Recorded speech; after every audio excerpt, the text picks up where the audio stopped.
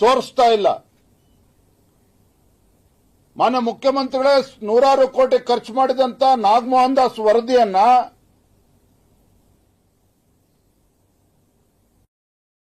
ತಪ್ಪದೆ ಪಾಲಿಸ್ತೇನೆ ಅಂತೇಳಿ ಭರವಸೆ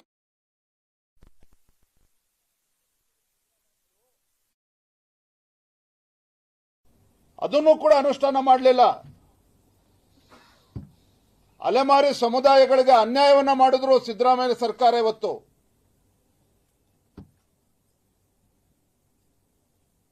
ರಾಜ್ಯಪಾಲರ ಅಂಕಿತವನ್ನು ಕೂಡ ಹಾಕಿಸ್ಕೊಂಡು ರಾಜ್ಯಪಾಲರ ಮೇಲೆ ಒತ್ತಡ ಹಾಕಿ ಅಂಕಿತವನ್ನು ಹಾಕಿಸ್ಕೊಂಡು ಈಗಲೂ ಕೂಡ ಈ ಸಮುದಾಯಗಳ ಜೊತೆಲಿ ಚೆಲ್ಲಾಟ ಆಡ್ತಾ ಇದ್ದಾರೆ ಕಾಂಗ್ರೆಸ್ನವರು. ಇವ್ರ ಯೋಗ್ಯತೆಗೆ ರಾಜ್ಯ ಉಚ್ಚ ನ್ಯಾಯಾಲಯದಲ್ಲಿ ಇಚ್ಛಾಶಕ್ತಿಯ ಕೊರತೆಯಿಂದ, ಮತ್ತೆ ಹೇಳ್ತಾ ಇದ್ದೇನೆ, ಪುನರುಚ್ಚಾರ ಮಾಡ್ತಾ ಇದ್ದೇನೆ, ಈ ಕಾಂಗ್ರೆಸ್ ಸರ್ಕಾರದ ಇಚ್ಛಾಶಕ್ತಿಯ ಕೊರತೆಯಿಂದಾಗಿ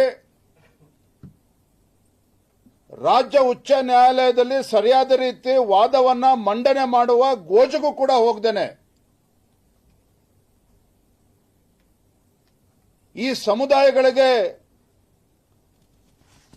ದೊಡ್ಡ ದ್ರೋಹವನ್ನ ಮಾನ್ಯ ಮುಖ್ಯಮಂತ್ರಿಗಳು ಎಸಗಿದ್ದಾರೆ ಅನ್ನೋದನ್ನ ನೇರವಾಗಿ ನಾನು ಆರೋಪ ಮಾಡ್ತಾ ಇದ್ದೇನೆ.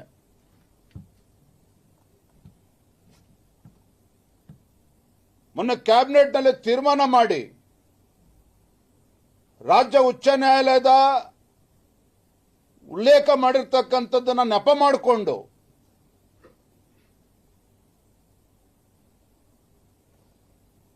ಹಿಂದಿನ ಮೀಸಲಾತಿಯನ್ನ ಉಪಯೋಗಿಸಿಕೊಂಡು 58 ಸಾವಿರ ಖಾಲಿ ಹುದ್ದೆಗಳನ್ನು ಭರ್ತಿ ಮಾಡ್ತೇವೆ ಅಂತೇಳಿ ಕ್ಯಾಬಿನೆಟ್ ಅಲ್ಲಿ ತೀರ್ಮಾನ ಮಾಡಿದ್ದಾರೆ. ನಾನು ಈ ರಾಜ್ಯದ ಮುಖ್ಯಮಂತ್ರಿಗಳಿಗೆ ಎಚ್ಚರಿಕೆಯನ್ನು ಕೊಡೋದಕ್ಕೆ ಇಚ್ಛಪಡ್ತೇನೆ.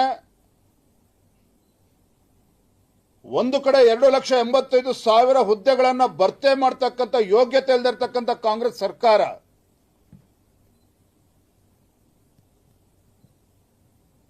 ಮೀಸಲಾತಿಯನ್ನ ಸರಿಯಾಗಿ ಒಳ ಮೀಸಲಾತಿಯನ್ನ ಅನುಷ್ಠಾನಕ್ಕೆ ತರದೇನೆ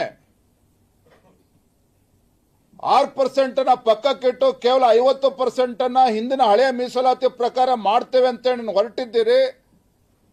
ರಾಜ್ಯದಲ್ಲಿ ಬೆಂಕಿ ಹಚ್ಚುವಂತ ಕೆಲಸ ಮಾಡೋದಕ್ಕೆ ಹೊರಟಿದ್ದಾರೆ ರಾಜ್ಯ ಸರ್ಕಾರ. ನಾನಿವತ್ತು ಆಗ್ರಹ ಪಡಿಸ್ತಾ ಇದ್ದೇನೆ, ಮಾನ್ಯ ಮುಖ್ಯಮಂತ್ರಿಗಳು ಎಚ್ಚೆತ್ತುಕೊಂಡು ಏನು ಹಿಂದಿನ ಬಿಜೆಪಿ ಸರ್ಕಾರ ತಂದಂತ ಮೀಸಲಾತಿ 50 ಇದ್ದನ್ನ 56% ಏರಿಸಿದ್ದಾರೆ. ಶೋಷಿತ ಪೀಡಿತ ಸಮುದಾಯಗಳಿಗೆ ಅನ್ಯಾಯ ಮಾಡದೇನೆ ನೀವು 50,000 ಖಾಲಿ ಹುದ್ದೆಗಳನ್ನ ನೇಮಕಾತಿ ಮಾಡ್ತಿರೋ, 1 ಲಕ್ಷ ಮಾಡ್ತಿರೋ ನಿಮಗೆ ಬಿಟ್ಟಿರುವಂತದ್ದು. ನಮ್ಮ ಆಗ್ರಹ ಇರುವಂತದ್ದು ಎಲ್ಲ ಖಾಲಿ ಹುದ್ದೆಗಳನ್ನು ಸಂಪೂರ್ಣವಾಗಿ ಭರ್ತಿ ಮಾಡಬೇಕು ಅನ್ನುವ ಆಗ್ರಹ ಒಂದ್ ಕಡೆ ಆದರೆ, 56% ಇವತ್ತೇನು ಎಲ್ಲ ಸಮುದಾಯಗಳಿಗೂ ಕೂಡ ನ್ಯಾಯ ಕೊಡುವಂತ ಕೆಲಸ ಬಿಜೆಪಿ ಸರ್ಕಾರ ಮಾಡಿದೆ. ಅದರ ಆಧಾರವನ್ನ ಇಟ್ಕೊಂಡು ಇವತ್ತಿನ ನಿಮ್ಮ ಹಣಕಾಸಿನ ಮುಂಗಟ್ಟನ್ನ ಪರಿಸ್ಥಿತಿನ 50 ಲಕ್ಷ ನೇಮಕಾತಿ ಮಾಡ್ತಿರೋ, 1 ಲಕ್ಷ ಹುದ್ದೆನ ಭರ್ತಿ ಮಾಡ್ತಿರೋ, ಆದರೆ ಶೋಷಿತ ಪೀಡಿತ ಸಮುದಾಯಗಳಿಗೂ ಕೂಡ ಒಳ ಮೀಸಲಾತಿಯನ್ನ ಪರಿಗಣಿಸಿ ತದನಂತರವೇ ಈ ಹುದ್ದೆಗಳಿಗೆ ಭರ್ತಿ ಮಾಡುವಂತ ಕೆಲಸ ರಾಜ್ಯ ಸರ್ಕಾರ ಮಾಡಬೇಕು ಅಂತ ನಾನು ಆಗ್ರಹ ಪಡಿಸ್ತಾ ಇದ್ದೇನೆ. ಪದೇ ಪದೇ ಈ ಸಮುದಾಯಗಳಿಗೆ ಅನ್ಯಾಯ ಮಾಡ್ತಾ ಇದ್ದೀರಿ ಮಾನ್ಯ ಮುಖ್ಯಮಂತ್ರಿಗಳೇ. ಕಿಂಚಿತ್ತಾದ್ರೂ ಕೂಡ ಪರಿಷ್ಠ ಜಾತಿ ಪರಿಷ್ಠ ಪಂಗಡಗಳ ಬಗ್ಗೆ ನೀವು ಕಿಂಚಿತ್ತಾದ್ರೂ ಕೂಡ ಕಾಳಜಿ ಇದ್ರೆ ರಾಜ್ಯ ನ್ಯಾಯಾಲಯದ ಕುಂಟು ನೆಪವನ್ನ ಹೇಳ್ದೇನೆ ಈ ಸಮುದಾಯಗಳಿಗೆ ನ್ಯಾಯ ಕೊಡಬೇಕು, ಉದ್ಯೋಗವನ್ನ ಕೊಡುವಂತ ಕೆಲಸ ಮಾಡಬೇಕು. ಏನು ಯುವಜನತೆ ಇವತ್ತು ಹಿಂದುಳಿದ ವರ್ಗಗಳಿರ್ಬೋದು, ಪರಿಷ್ಠ ಜಾತಿ ಪರಿಷ್ಠ ಪಂಗಡಗಳಿರ್ಬೋದು, ಎಲ್ಲ ವರ್ಗದ ಜನರೇನಿದ್ದಾರೆ ಇವರಿಗೆ ನ್ಯಾಯ ಕೊಡುವಂತ ಕೆಲಸ ಮಾಡಬೇಕು, ಆ ಹುದ್ದೆಗಳ ಭರ್ತಿ ಮಾಡುವಂತ ಕೆಲಸ ಮಾಡಬೇಕು. ಅದನ್ನು ಬಿಟ್ಟು ಈ ಕಾಂಗ್ರೆಸ್ ಸರ್ಕಾರ ಮಾನ್ಯ ಮುಖ್ಯಮಂತ್ರಿಗಳು ತೊಟ್ಟಲನ್ನ ತೂಗುವಂತ ಕೆಲಸ ಮಾಡೋದು, ಮಗುವನ್ನ ಚೂಟುವಂತ ಕೆಲಸ ಮಾಡ್ತಾ ಇದ್ದಾರೆ ಮಾನ್ಯ ಮುಖ್ಯಮಂತ್ರಿಗಳು. ಅಕ್ಷಮ್ಯ ಅಪರಾಧ. ತೊಟ್ಲನ್ನು ಕೂಡ ತೂಗುವಂಥದ್ದು, ಮಗುವನ್ನು ಕೂಡ ಚೂಟುವಂಥದ್ದು. ನೀವು ಎಷ್ಟು ದಿನ ಮುಖ್ಯಮಂತ್ರಿ ಸ್ಥಾನದಲ್ಲಿ ಕೂತಿರ್ತಾರೋ ಗೊತ್ತಿಲ್ಲ ನಮಗೆ. ಆದರೆ ಯಾವ ಅಹಿಂದ ಸಮುದಾಯವಾದ ಹೆಸರನ್ನು ಹೇಳಿಕೊಂಡು ಅಧಿಕಾರದ ಚುಕ್ಕಾಣಿ ಹಿಡಿದಿರ್ತಕ್ಕಂಥ ಮಾನ್ಯ ಮುಖ್ಯಮಂತ್ರಿಗಳೇ, ಆ ಸಮುದಾಯದ ತಾಳ್ಮೆಯನ್ನ ಪರೀಕ್ಷೆ ಮಾಡಬೇಡಿ. ಶೋಷಿತ ಪೀಡಿತ ಸಮುದಾಯಗಳನ್ನ ಕೆಣಕುವಂತ ಕೆಲಸವನ್ನ ಮಾಡಬೇಡಿ. ಒಳ ಮೀಸಲಾತಿಯನ್ನ ಜಾರಿಗೆ ತರದೇನೆ ನೀವು ಉದ್ಯೋಗವನ್ನ, ಖಾಲಿ ಹುದ್ದೆಗಳನ್ನ ಭರ್ತಿ ಮಾಡುವಂತ ಕೆಲಸ ಮಾಡಿದ್ರೆ ರಾಜ್ಯದಲ್ಲಿ ಮುಂದೆ ಆಗ್ತಕ್ಕಂಥ ಘಟನೆಗಳಿಗೆ ತಾವೇ ಹೊಣೆಗಾರಿಕೆಯನ್ನು ಹೊರಬೇಕಾಗ್ತದೆ. ಹಾಗಾಗಿ ನಾನು ವಿನಮ್ರವಾಗೂ ಕೂಡ ಹೇಳ್ತಾ ಇದ್ದೇನೆ, ಎಚ್ಚರಿಕೆಯನ್ನು ಕೂಡ ಕೊಡ್ತಾ ಇದ್ದೇನೆ. ಇದೆಲ್ಲವನ್ನು ಕೂಡ ಪರಿಗಣಿಸಿ ಸರಿಯಾದಂತ ನಿರ್ಧಾರವನ್ನ ಮಾನ್ಯ ಮುಖ್ಯಮಂತ್ರಿಗಳು ಮಾಡಬೇಕು. ಯುವಕರು ಇವತ್ತೇನು ಉದ್ಯೋಗ ಇಲ್ಲದೆ ಪರದಾಡ್ತಾ ಇದ್ದಾರೆ, ಬೀದಿಗಿಳಿದು ಹೋರಾಟವನ್ನು ಮಾಡ್ತಾ ಇದ್ದಾರೆ. ವಯೋಮಿತಿ ಮೀರ್ತಾ ಇದೆ. ಅವರ ಸಹನೆಯ ಕಟ್ಟೆ ಹೊತ್ತು ಒಡೆದೋಗಿರುವಂಥದ್ದು. ಇದನ್ನು ಕೂಡ ಪರಿಗಣಿಸಿ ನ್ಯಾಯ ಕೊಡುವಂತ ಸ್ಥಾನದಲ್ಲಿ ಮುಖ್ಯಮಂತ್ರಿಗಳು ತಾವು ಇದ್ದೀರಿ.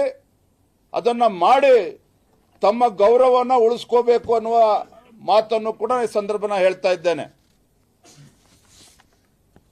ಇನ್ನೇನು 6ನೇ ತಾರೀಕು ಅಧಿವೇಶನ ಪ್ರಾರಂಭ ಆಗ್ತಾ ಇದೆ. ಸರಣಿ ಪ್ರತಿಭಟನೆಗಳು ಬೆಂಗಳೂರಿನಲ್ಲಿ ಪ್ರಾರಂಭ ಆಗೋದಿದೆ. ಕಾಂಗ್ರೆಸ್ ಪಕ್ಷನ ಚುನಾವಣಾ ಸಂದರ್ಭದಲ್ಲಿ ಏನೇನೋ ಭರವಸೆಗಳನ್ನು ಕೊಟ್ಟಿದ್ರು. ನುಡಿದಂತೆ ನಡೆಯುವ ಸರ್ಕಾರ ಯಾವುದನ್ನು ಕೂಡ ಈಡೇರಿಸಿಲ್ಲ. ಅಂಗನವಾಡಿ ಆಶಾ ಕಾರ್ಯಕರ್ತರು ಬೀದಿಗಿಳಿದು ಹೋರಾಟವನ್ನು ಪ್ರಾರಂಭ ಮಾಡೋರಿದ್ದಾರೆ. ಅತಿಥಿ ಉಪನ್ಯಾಸಕರು ಅವರಿಗೆ ಕೊಟ್ಟಿರ್ತಕ್ಕಂಥ ಭರವಸೆಯನ್ನು ಕೂಡ ರಾಜ್ಯ ಸರ್ಕಾರ ಈಡೇರಿಸಿಲ್ಲ. ಅವರು ಕೂಡ ಬೀದಿಗಿಳಿದು ಪ್ರತಿಭಟನೆ ಮಾಡುವಂತ ಸಂದರ್ಭ ಸೃಷ್ಟಿಯಾಗಿದೆ. ಕೆಎಸ್ಆರ್ಟಿಸಿ, ಬಿಎಂಟಿಸಿ, ಸಾರಿಗೆ ನೌಕರರ ಪಿಎಫ್ ಗ್ರಾಚ್ಯುಟಿನೂ ಕೂಡ ಕೊಡೋದಕ್ಕೆ ಸಾಧ್ಯ ಆಗದೇನೆ ಅವು ಕೂಡ ಇವತ್ತು ಸಾಲದಲ್ಲಿ ಹೋಗ್ತಾ ಇದೆ. ಮತ್ತೆ ಅವರಿಗೆ ಕಾರ್ಮಿಕರಿಗೆ ಅನ್ಯಾಯ ಮಾಡ್ತಾ ಇದ್ದಾರೆ. ಅವರುಗಳು ಕೂಡ ಇವತ್ತು ಬೀದಿಗಿಳಿದು ಹೋರಾಟ ಮಾಡ್ತಾ ಇದ್ದಾರೆ. ಮತ್ತೊಂದು ಕಡೆ ಇಡೀ ರಾಜ್ಯದಲ್ಲಿ ವೈದ್ಯರು ಕೂಡ, ಸರ್ಕಾರಿ ವೈದ್ಯರು ಕೂಡ, ಸರ್ಕಾರಿ ಆಸ್ಪತ್ರೆಯಲ್ಲಿ ಸೇವೆ ಸಲ್ಲಿಸ್ತಾ ಇರ್ತಕ್ಕಂಥ ವೈದ್ಯರು ಕೂಡ ಇವತ್ತು ಬೀದಿಗಿಳಿದು ಹೋರಾಟವನ್ನು ಮಾಡುವಂತ ಪರಿಸ್ಥಿತಿಗೆ ಬಂದ್ಬಿಟ್ಟಿದೆ. ಮತ್ತೊಂದು ಕಡೆ 108 ಆಂಬ್ಯುಲೆನ್ಸ್ ಅವ್ರಿಗೂ ಕೂಡ ನೌಕರಿಗೆ ಸಂಬಳ ಕೊಡೋದಕ್ಕೆ ಸಾಧ್ಯ ಆಗ್ತಾ ಇಲ್ಲ. ಕಳೆದ 34 ತಿಂಗಳಲ್ಲಿ ಕಾಂಟ್ರಾಕ್ಟರ್ಗಳು, ಸಣ್ಣ ಪುಟ್ಟ ಕಾಂಟ್ರಾಕ್ಟರ್ಗಳನ್ನು ಕೂಡ ಸೇರಿಸಿಕೊಂಡು ಸುಮಾರು 40-45 ಸಾವಿರ ಕೋಟಿ ರೂಪಾಯಿಗಳನ್ನ ಬಾಕಿ ಕೊಡದೇನೆ ಹಾಗೆ ಉಳಿಸ್ಕೊಂಡಿದ್ದಾರೆ. ಈಗಾಗಲೇ ಆತ್ಮಹತ್ಯೆ ಪ್ರಕರಣಗಳು ಕೂಡ ನಡೆದಿರುವಂತದ್ದು. ಅವರು ಕೂಡ ಇವತ್ತು ಬೀದಿಗಿಳಿದು ಪ್ರತಿಭಟನೆ ಮಾಡ್ತಾ ಇರುವಂತದ್ದು ತಾವು ನೋಡ್ತಾ ಇದ್ದೀರಿ.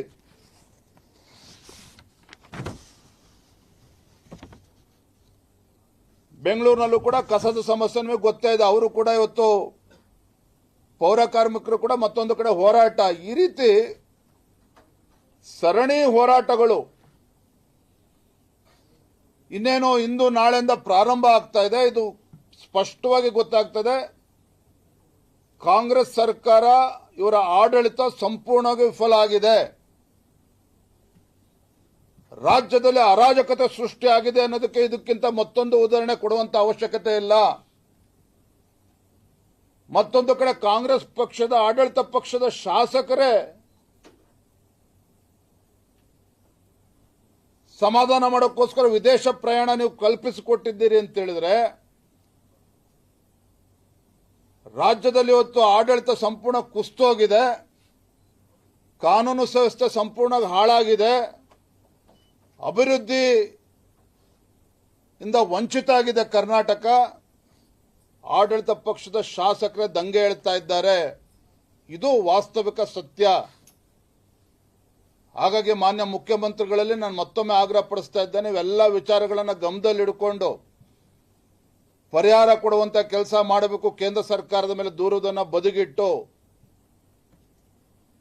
ಮತ್ತೊಮ್ಮೆ ಹೇಳ್ತೇನೆ,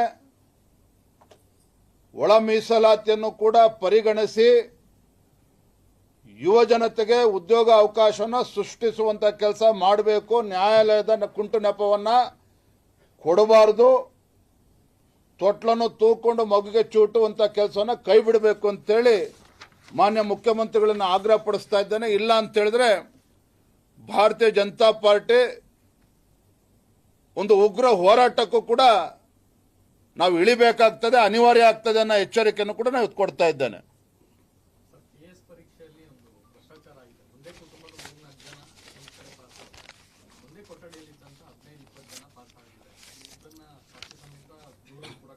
ಇದೆಲ್ಲದೂ ಕೂಡ ನಮ್ಮ ಗಮನಕ್ಕೆ ಬಂದಿದೆ. ಮೊನ್ನೆನೂ ಕೂಡ ಮಾನ್ಯ ವಿರೋಧ ಪಕ್ಷದ ನಾಯಕರು ನಾವೆಲ್ಲ ಕೂತು ಚರ್ಚೆ ಮಾಡಿದ್ದೇವೆ.